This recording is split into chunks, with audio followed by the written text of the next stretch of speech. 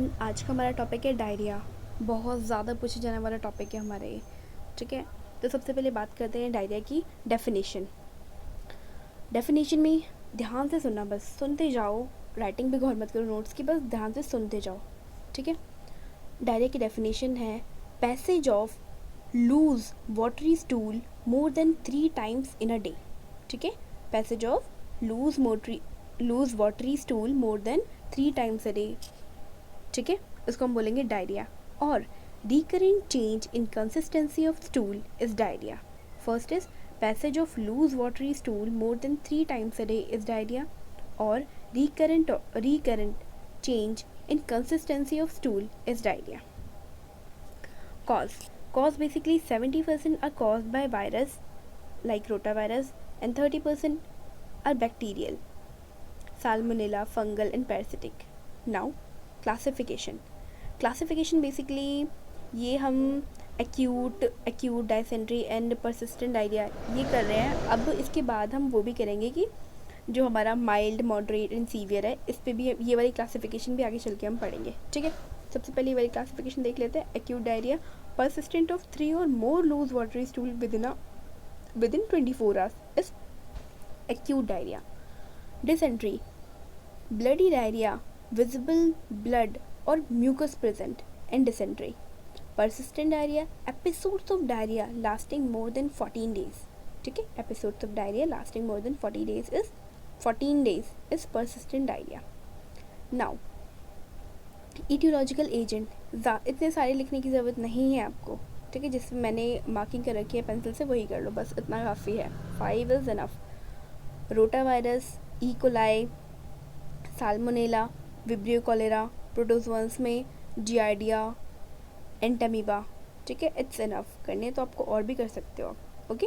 हमने क्या क्या पढ़ा? रोटा वायरस हो गया, ई कोलाई हो गया, salmonella, vibrio cholera and protozoans में जियार्डिया, एंटामीबा, ओके। ये एटियोलॉजिकल एजेंट है। नाउ ट्रांसमिशन हम सभी को पता है डायरिया में क्या होता है, फीको ओरल रूट होता है।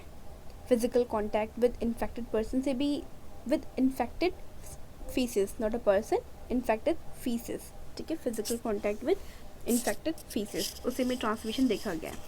ईटिंग और ड्रिंकिंग कंटामिनेटेड फूड और वाटर, ठीक है। कंटामिनेटेड फूड और वाटर हमने खाया पिया तो उसकी वजह से भी हमें हो सकता है डायरिया, ठीक है। 3 कॉजेज के फीको ओरल रूट में बेसिकली आ जाता है ये। Physical contact with infected faeces हो गया, ईटिंग और ड्रिंकिंग, कंटामिनेटेड फूड और water.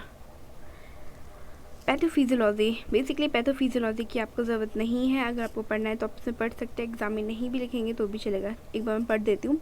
Intestine wall become damage, impaired absorption, body expel large amount of fluid, shock, blood pressure drops, kidney failure and death, kidney shut down, sorry not a failure, kidney shut down, ठीक है। तो basically क्या होता है इसमें कि intestine wall जो होते हैं बिकम डैमेज, इम्पेयर्ड एब्जॉर्प्शन होता है, ब्लड एक्सपेल लार्ज, बॉडी जो होती है एक्सपेल करती है large amount of fluid, shock, blood pressure drops हो जाता है, kidney shut down and death, ठीक है। ये हमें देखने को मिलता है पैथोफिजियोलॉजी में। बेसिकली आप इसे सिम्टम बोल सकते हो, नॉट अ पैथोफिजियोलॉजी, बेसिकली यहाँ पे सिम्टम होगा, ओके। करेक्ट कर लेना इसको, okay. Now complication of diarrhoea. Complication में urine output, dry mouth and eyes, sunken eyes, anterior fontanelle depression, जो फ्रंटैनली होता है हमारे बेबी के, इन्फेंट के एंटीरियर फ्रंटैनली, वो आपको डिप्रेस देखने को मिलेगी, ठीक है। स्किन जो होगी बहुत ज़्यादा टर्गर हो गई होगी, इरिटेबल और लिथार्जिक, जो बेबी होगा वो इरिटेबल हो जाएगा, लिथार्जिक हो जाएगा। ड्रिंकिंग पुअरली, वाटर को बहुत कम पी रहा होगा वो। एंड टीयर्स जो उसके एब्सेंट होंगे, वो रोएगा भी बट टीयर्स नहीं आएंगे बिकॉज ऑलरेडी बॉडी में इतना वाटर लॉस हो चुका है, ठीक है। तो बेसिकली सिम्टम्स है कि urine output, dry mouth, urine output जो होगा लो हो जाएगा, ड्राई माउथ हो जाएगा, आइज़ जो होंगे हमारे सनकन आइज हो जाएंगी, एंटीरियर फ्रंटैनली डिप्रेस्ड हो जाएगा, ठीक है। स्किन टर्गर हो जाएगी हमारी, इरिटेबिलिटी और लिथार्जी, ड्रिंकिंग पुअर हो जाएगी हमारी, टीयर एब्सेंस हो जाएंगे, ठीक है। बेबी में हमें ये सब देखने को मिलेगा। Assessment of dehydration. अब डिहाइड्रेशन को हम असेस कैसे करेंगे? तो उसमें नो डिहाइड्रेशन, माइल्ड, और माइल्ड को हम मॉडरेट बोलते हैं, मॉडरेट डिहाइड्रेशन और सीवियर डिहाइड्रेशन। इसमें बेसिकली ना 4 चीज़ें हैं, ठीक है। 4 चीज़ें। First is alertness, second is eye के ऊपर है, third is drinking and fourth is skin pinch. No dehydration में अलर्टनेस जो होगी नॉर्मल होगी, माइल्ड डिहाइड्रेशन में अलर्टनेस जो होगी वो बेबी जो होगा वो रेस्टलेस होगा और इरिटेबल होगा, ठीक है। और सीवियर डिहाइड्रेशन में एबनॉर्मली स्लीपी और लेथार्जी, बहुत ज़्यादा स्लीपी और लेथार्जी हो जाएगा।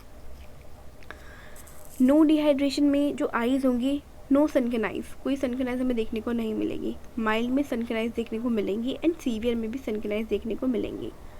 थर्ड इज़ नॉर्मल ड्रिंकिंग, जो हमारी डिहाइड्रेशन नहीं है, नो डिहाइड्रेशन में नॉर्मल ड्रिंकिंग है, माइल्ड डिहाइड्रेशन में हमें ड्रिंक ईगरली, ठीक है, एंड सीवियर में ड्रिंकिंग पुअरली और नॉट एट ऑल, बिल्कुल भी ड्रिंक नहीं करेगा सीवियर में। फोर्थ है स्किन पिंच। स्किन पिंच हमारे नो डिहाइड्रेशन में इमीडिएट स्किन पिंच होगा, ठीक है। माइल्ड डिहाइड्रेशन में low skin pinch less than 2 seconds and severe में क्या होगा, very slow skin pinch more than 2 seconds pinch skin pinch होगा, ठीक है। मतलब स्किन को पिंच किया वापस अपनी जगह पे आना। नाउ सेवंथ में बेसिकली क्या होता है, प्रिवेंशन स्ट्रेटजीज। प्रिवेंशन स्ट्रेटजीज में क्या होता है कि ब्रेस्ट फीडिंग हो गया, इम्प्रूव वीनिंग प्रैक्टिसेस, मीन्स कि वीनिंग प्रैक्टिसेस बेसिकली क्या होता है कि उसको ब्रेस्ट फीडिंग ना दे के बाहर से भी पानी वगैरह कुछ और पिलाओ उसे, ठीक है। ये भी इम्प्रूव करना है उसमें बेबी को, सिर्फ ब्रेस्ट फीडिंग से जो उसकी वाटर की नीड है पूरी नहीं होगी, इसलिए यहाँ पे बोला है इम्प्रूव वीनिंग प्रैक्टिसेस, ठीक है। Proper use of water, hand washing by mother और बेबी दोनों ही, disposing faeces properly, effectiveness of myiasis vaccination, ठीक है। ये हमारी जो मियासिस सॉरी मिजल्स, जो मिजल्स की वैक्सीनेशन है वो भी उसे प्रिवेंट करती है हमारे डायरिया को, okay. Oral rehydration solution, basically और इसमें हमने बोला कि पहले डिहाइड्रेशन में देखिए कि इस टाइप से डिहाइड्रेशन हो रही है कि माइल्ड हो रही है, मॉडरेट हो रही है एंड सीवियर हो रही है हमें, तो उसमें हमें प्रिवेंशन स्ट्रेटजीज तो देख ली, पर अब रिहाइड्रेशन भी तो करना है। अगर डिहाइड्रेशन कहीं है तो उसमें यूनिसेफ ने रिकमेंड किया है ORS को, उसमें रिड्यूस ऑस्मोलैरिटी ORS जो होता है और एक कंसनट्रेटेड ऑस्मोलैरिटी ORS होता है, तो उसके कंटेंट दे रखे आपको ये याद होना चाहिए एग्जाम में अगर मार्क्स गेन करने हैं आपको तो, ठीक है। तो याद करते हैं चलिए। सबसे पहले सोडियम रिड्यूस में 75 होगा, कंसनट्रेटेड में 90 होगा। सोडियम प्लस क्लोरीन NaCl, ठीक है, तो क्लोरीन आएगा सेकेंड। क्लोरीन में ये 75 हो तो 65, 10 कम हो जाएगा, 90 है तो ये 80 हो जाएगा। नाउ पोटेशियम हमें पता है सोडियम आ गया, क्लोरीन आ गया, तो पोटेशियम तो बचा हुआ है, तो पोटेशियम हम क्या करेंगे, पोटेशियम को रिड्यूस में 20 लेते हैं एंड कंसनट्रेटेड में भी 20 ही लेते हैं। पोटेशियम की खासियत बात है, पुट कर दो दोनों में 20-20। सिट्रेट बेसिकली क्या होता है, जो रिड्यूस में 10 लेते हैं और कंसनट्रेट में भी 10 लेते हैं, ठीक है। Potassium citrate basically potassium and citrate जो होता है वो जो होता है हमारा रिड्यूस और कंसनट्रेट में सेम क्वांटिटी में लेते हैं, पोटेशियम 20 एंड सिट्रेट 10। कहाँ पे डिफरेंस आता है, सोडियम एंड क्लोराइड में। एंड थर्ड इज ग्लूकोज में भी डिफरेंस आएगा अभी, सोडियम में 75 लेंगे एंड कंसनट्रेट में 90 लेंगे, क्लोरीन में 65 लेंगे रिड्यूस में एंड कंसनट्रेट में 80 लेंगे। ग्लूकोज में बेसिकली क्या होता है, एनहाइड्रस में ग्लूकोज जो एनहाइड्रस, ठीक है, विदाउट वाटर, उसमें क्या होता है रिड्यूस में 75 लेंगे एंड कंसनट्रेट में 111 लेंगे, ठीक है। तो टोटल ऑस्मोलैरिटी जो होती है हमारे रिड्यूस की 245 होती है, वेदर इज इन कंसनट्रेटेड की 211 होती है, 311 होती है, 311 मोर, ठीक है, ऑस्मोलैरिटी मोर होती है। Glucose and starch based oral replacement solution, ठीक है, बेसिकली ORS की फॉर्म क्या होता है, ओरल रिप्लेसमेंट सॉल्यूशन, ठीक है। Promote absorption of sodium and water, basically हमें पता है कि जो हमारे डायरिया में बहुत ज़्यादा वाटरी स्टूल आई है तो उसमें हमें सोडियम एंड वाटर का बहुत ज़्यादा लॉस हुआ है बॉडी से, तो जो ORS होता है बेसिकली वो करता क्या है, वो प्रमोट करता है absorption of sodium and water को, ठीक है। नाउ ट्रीटमेंट ऑफ माइल्ड और मॉडरेट डिहाइड्रेशन, उसमें सबसे पहले रिहाइड्रेशन थेरेपी देंगे विद ORS 50 to 100 ml पर kg body weight 3 to 4 hours में रिपीट करेंगे इस चीज़ को। रिप्लेसमेंट ऑफ लॉसेस, अगर less than 10 kg body weight है तो 60 to 120 ml ORS देंगे, ठीक है, फॉर ईच डायरियल स्टूल और vomiting episode, okay. Now nutrition continue breast feeding और resume normal diet after initial hydration, अगर उसे इनिशियल हाइड्रेशन में रीहाइड्रेशन कर दिया उसके बाद आप कंटिन्यूसली ब्रेस्ट फीडिंग करा सकते हो या फिर उसे नॉर्मल जो बेबी खाता है उसे वो दे सकते हो। Okay, now treatment for severe dehydration. Severe dehydration की ट्रीटमेंट क्या होगा कि सबसे पहले इसमें रीहाइड्रेशन नहीं करना है, रीहाइड्रेशन इसमें किससे करना है, विद रिंगर लैक्टेट, ठीक है, 100 mg पर kg इंट्रावेनसली, बिकॉज यहाँ पे हमने देखा कि सीवियर के जो हमारे सिम्टम्स थे बहुत ज़्यादा सीवियर थे, तो उसमें क्या करना है बेसिकली हमें कि रिंगर लैक्टेट के थ्रू कराना है इंस्टेड ऑफ ORS, ठीक है, ringer lactate within 4 to 6 hours, then administer ORS to maintain dehydration until patient recover. Now replacement of losses हमें सेम एज हमें जो माइल्ड डिहाइड्रेशन था उसमें करना है replacement of losses less than 3 kg जो बॉडी वेट है तो 60 to 120 ml ऑफ ORS देना है फॉर ईच डायरियल स्टूल और वॉमिटिंग एपिसोड, ठीक है। उसके बाद हमारे पास न्यूट्रिशन भी सेम देना है कि कंटिन्यूस ब्रेस्ट फीडिंग करनी है और resume normal diet after initial hydration, ठीक है।